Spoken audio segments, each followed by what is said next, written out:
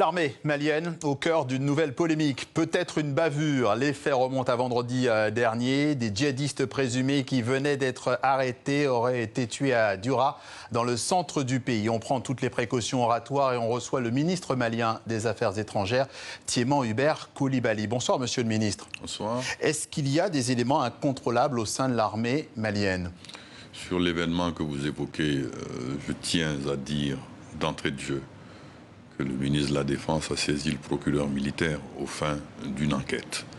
Et il est prudent, il serait prudent d'attendre les résultats de cette enquête-là afin de tirer les conclusions. Dans tous les cas, la loi malienne sera respectée. Et nous sommes dans un processus de reconstruction de notre pays, y compris de son armée, qui nous demande beaucoup de travail. Est-ce qu'il y a des éléments incontrôlés? Moi, j'en connais pas. J'ai été ministre de la Défense et nous avons engagé des programmes de formation, des programmes d'équipement et même de reconstruction doctrinale de notre armée, y compris en incluant des modules de formation concernant les droits de l'homme. Ainsi, je préfère faire confiance à l'armée malienne, qui est dans une mission qui concerne la défense de notre territoire et la reconstruction aux côtés des forces politiques de l'unité nationale. Vous avez donc un a priori positif, évidemment. Vous nous dites que les Peuls ne sont pas visés. Eux, en tout cas, est-ce que c'est ce que vous me dites? Et déjà, eux ne sont pas vraiment, c'est pas vraiment ce qu'ils disent. Nous avons recueilli, on va d'abord regarder un témoignage d'une responsable d'association. On l'écoute et on en reparle. Nous disons oui aux FAMA, nous sommes pour les FAMA, mais nous disons non aux militaires assassins. Nous ne sommes pas djihadistes, tous les peuples ne sont pas des djihadistes. Aujourd'hui, nous sommes les premières victimes du terrorisme au Mali. Nos écoles sont brûlées, nos centres de santé sont fermés, nos chefs coutumiers et élus sont assassinés et tous nos territoires sont en train d'être minés. Donc, qu'on arrête l'amalgame et que l'armée joue son rôle régalien. Il est là pour la protection de la population et de leurs biens. Alors eux, ils accusent en fait, ils ont quand même un petit problème avec l'armée. Qu'est-ce que vous leur répondez? Ce n'est pas ce que moi j'ai entendu. Qu'avez-vous entendu? Elle appelle au rôle régalien de l'armée. Ça, c'est la dernière partie, mais juste avant. Je suis d'accord avec elle. Quand elle dit que tous les peuples ne sont pas terroristes, bien sûr que tous les peuples ne sont pas terroristes. Et les terroristes ne sont pas que des peuples.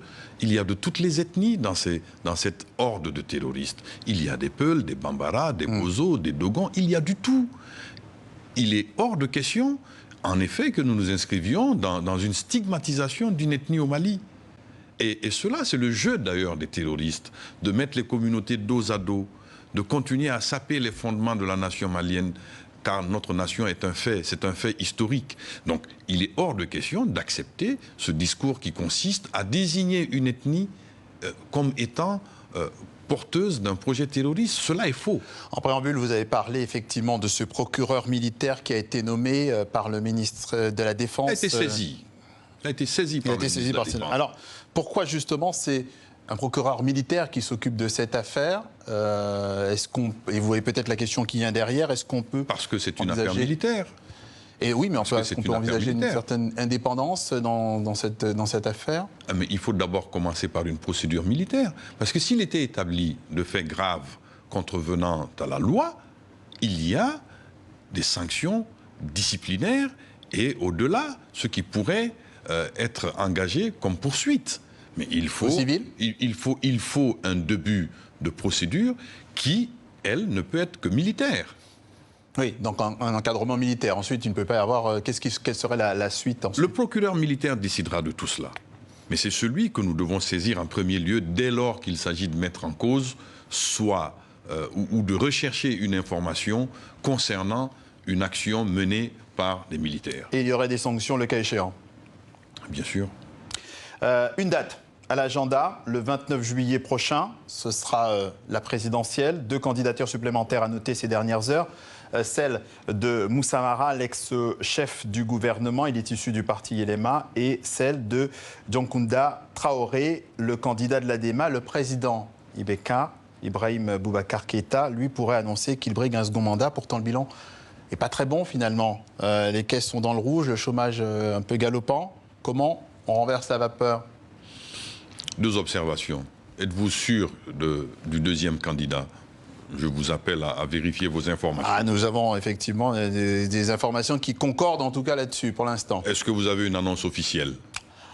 Nous je sommes en train d'en parler. vous appellerai à plus de prudence concernant le deuxième candidat que vous avancez. Pour le reste, vous dites que les caisses sont au rouge, avec une croissance du PIB à plus de 5% pendant 3-4 ans d'affilée, avec au-delà de 200 000 emplois créés promis par le candidat Ibeka, avec aujourd'hui l'économie malienne qui est la 3e de l'UEMOA. En même temps, le président lui-même avec reconnaissait... une augmentation remarquable, presque historique de la production agricole. Monsieur Coulibaly, le président reconnaissait lui-même que c'était un 5e mandat qui commençait... il avait un bilan globalement positif, ce qui n'est quand même pas un enthousiasme débordant. Pardon, je ne comprends pas bien. C'était lors du 4 septembre dernier, lors du début de sa 5e année de mandat. Oui. Et c'est ce qu'il disait. Qu'est-ce qu'il disait donc? Globalement positif. Mais globalement positif, oui. Mais vous pensez qu'un mandat qui commence dans l'état où le Mali était en 2012-2013 aurait pu être facile? C'est le mandat le plus difficile. C'est le mandat le plus difficile de l'histoire de notre pays.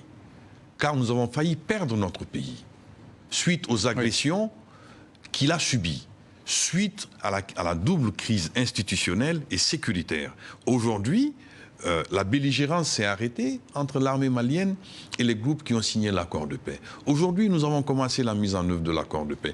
On recommence à recenser les combattants afin d'engager le processus DDR.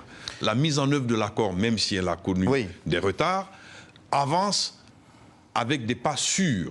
Et cela est incontestable sur le terrain. ont justement quand même tiqué par rapport à ça. Qu'est-ce que la situation change aujourd'hui, selon vous, concernant justement l'accord pour la paix et la réconciliation issu du processus d'Alger? Elle change.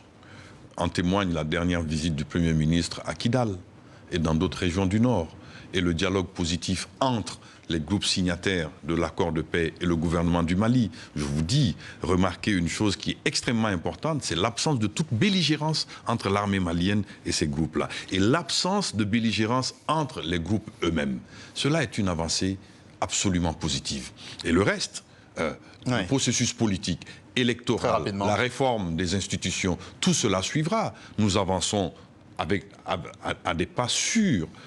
Peut-être lent pour votre goût, mais nous avançons. Vous l'avez dit, on suivra tout ça, en tout cas, avec attention. Thiéman Hubert Coulibaly, le ministre malien des Affaires étrangères, était notre invité ce soir. Merci, monsieur le ministre, d'être passé par le journal de TV5 Monde.